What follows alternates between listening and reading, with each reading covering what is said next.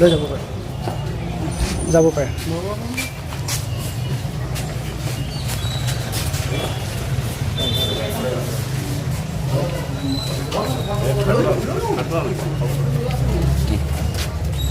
আমাৰ ধিং আৰক্ষীয়ে যোৱাকালি এটা অভিযান চলাই এজন সন্দেহযুক্ত বাংলাদেশী নাগৰিকক কৰায়ত্ব কৰে আৰু লগতে 3জন ব্যক্তি খাটোৱাল থানা আণ্ডাৰৰ তেওঁলোকে ইয়াতে গৰু বজাৰত গৰু কিনিবলৈ আহিছিলে।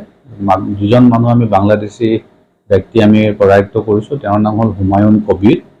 তেওঁ পাছপোৰ্ট নোহোৱাকৈ বা কোনো ধৰণৰ লিগেল ট্ৰেভেল ডকুমেণ্ট নোহোৱাকৈ ভাৰতত আহিছে।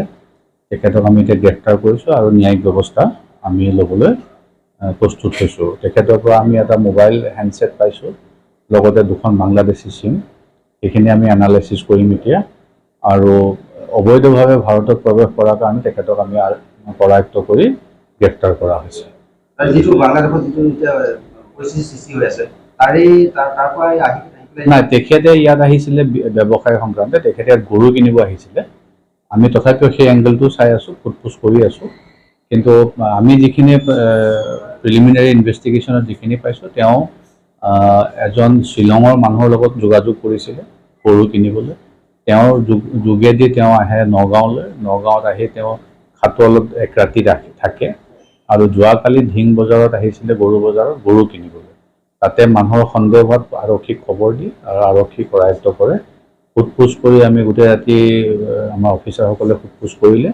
সোধ-পোছ কৰি তেওঁ কেনেকৈ আহিলে, কি কৰিলে, ডাউকি দি তেওঁ সোমোৱা বুলি কৈছে। এতিয়া আমি আজি তেওঁৰ ওপৰত আমি লিগেল একশ্যন ল'ম।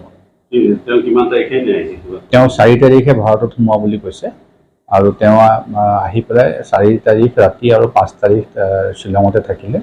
6 তাৰিখে আহি খাটোৱাল পাইছে। খাটোৱালত নিশা 6 কালি আমাৰ ধিঙত ধৰা হৈছে আৰু তেওঁৰ লগত এতিয়া আমি তদন্ত কৰি আছোঁ। তেওঁ অকলে অহা বুলিয়ে কৈছে, কিন্তু মোবাইল এনালাইচিছ কৰিলে হয়তো আমি গম পাব পাৰোঁ। কিন্তু তেওঁ ভাষ্যমতে তেওঁ অকলে আহিছে। তেওঁ গৰু ব্যৱসায়ৰ কাৰণে অহা বুলি আমাক জনাইছে। নাই, কোনো নাই। তেওঁলোকে মানে এইটো চিনাকি হৈছিলে 2জন মানুহ খাটোৱালৰ, তেওঁলোক ডাউকিত গৈছিলে, তাৰ পৰা তেনেকৈ চিনাকি আৰু আগতেও তেনেকৈ গৰু ক্ৰয় কৰি নিছে, কিন্তু নিজে অহা নাছিলে।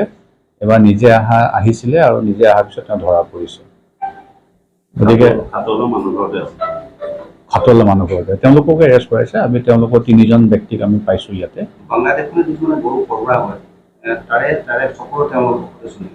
নাই, এই যিটো সৰবৰাহ হয় বাংলাদেশলৈ, তাৰে আমি আজি তথ্যও পালোঁ আৰু এইজন ব্যক্তিয়ে মানে সৰবৰাহ কৰে বাংলাদেশৰ হৈ তেওঁ ইয়াৰ পৰা গৰুখিনি লয়। গতিকে আৰু তদন্ত কৰিব লাগিব যাতে কোন কোন জড়িত আছে তাক আমি উলিয়াব পাৰিম।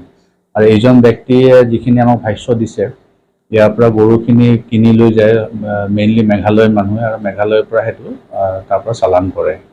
গতিকে সেই এটা সুকীয়া তদন্ত হ'ব। কিন্তু আমাৰ প্ৰাথমিক ইনভেষ্টিগেশ্যনটো যে পাছপোৰ্ট নোহোৱাকৈ বা ভিছা নোহোৱাকৈ, কোনো ট্ৰেভেল ডকুমেণ্ট নোহোৱাকৈ এজন বাংলাদেশ নাগৰিক আহি আমাৰ নগাঁও জিলাত উপস্থিত হোৱাৰ কাৰণে আমি তেওঁক গ্ৰেপ্তাৰ কৰিছোঁ।